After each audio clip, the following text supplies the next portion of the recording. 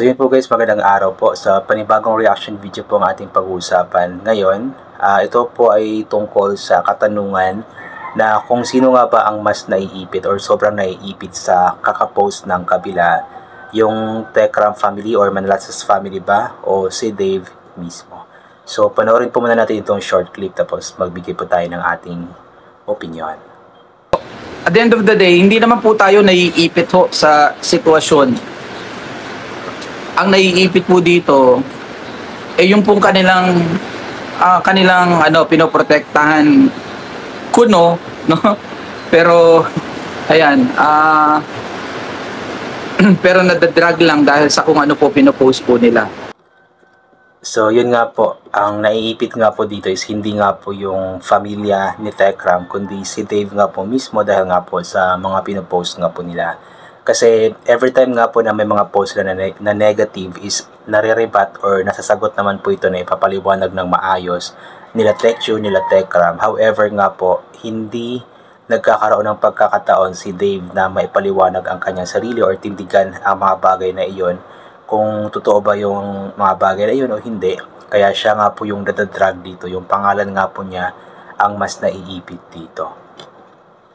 Kung kasing ginagawa nila ka-Tekram na post ng kung ano-ano pinagpo-post nila, may mga amount pa silang sinasabi, meron pa silang mga binabanggit.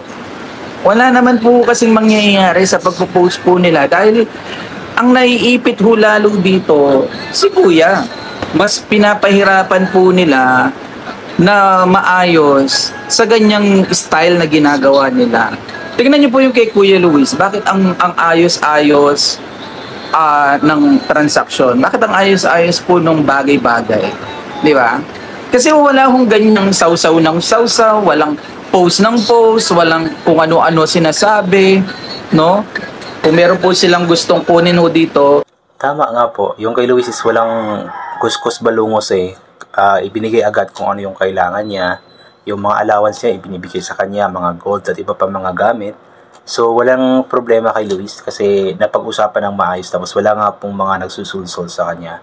Unlike nga po doon sa kabila na marami nga pong mga nagsusulsol tapos may post pa ng post ng post. Ang problema nga kasi doon kapag always nga pong nagpo-post ng negative is yung hindi kasi yung pangalan nila yung mas nadadrag, yung pangalan kasi ni Dave yung mas bumabagsak. Although yung mga pangalan nila is nasasali din pero iba yung impact ng pagkabagsak ng pangalan ng pagkatao ni Dave sa mga ganoong bagay. Hindi ho yan nadadaan sa pagpo-post sa Facebook. Lalo nyo lang ho iniipit yung bata kasi lalo naming iaano yan sa kanya. Oh, kuya, ano tong mga pinagpo-post sa mga kasamaan mo? Ipapaliwanag mo kasi pinapalabas nila tawag dito, pinapalabas nila, ginaganito namin ang mga gamit mo.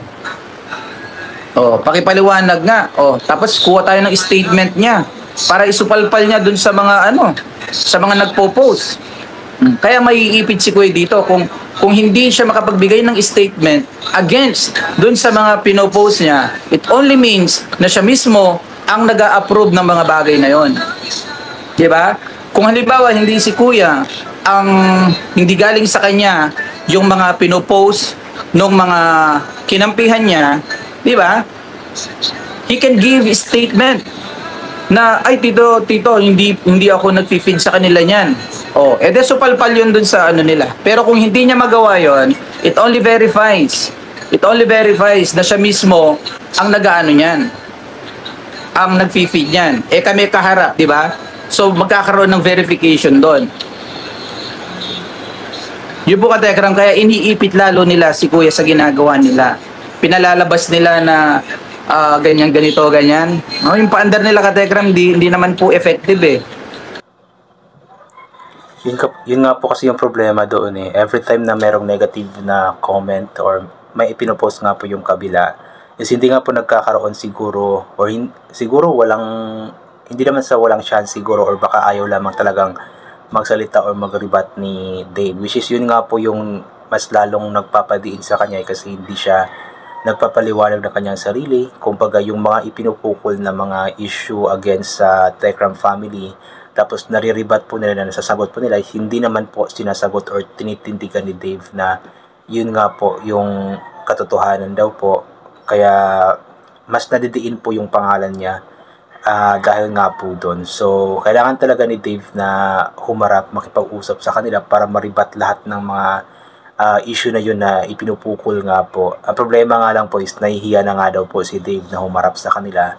Ang reason, alam ko ang reason kasi kung bakit mas lalong nahihiya na si Dave ngayon na humarap sa kanila is dahil nga po doon sa mga post na mas lalo nga pong nakasira sa kanya. Kasi kung wala naman sanang sigurong mga ipinopost na mga ganoong mga issue, syempre hindi naman sasagot o hindi naman lalabas yung, or hindi naman magsasalita sila Tekram, sila Tekjun about doon. Pero dahil nga po may post at parang nadidiin nga po sila Tekram, so kailangan din pong sumagot ng kanilang, or yung side nila is sabihin nila ang kanilang side para kumbaga protektahan yung kanilang integridad tsaka credibility kumbaga. So ano talaga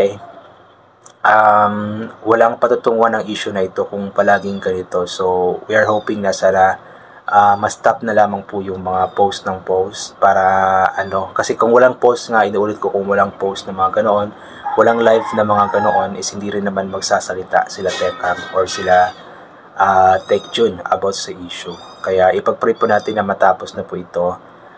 Sana din is kumbaga bigyan ni Lord ng guidance si Dave na ingay ng pusa. Hindi ko lang kayo ng pusa, wala kasi kaming pusa, baka sa kapitbahay.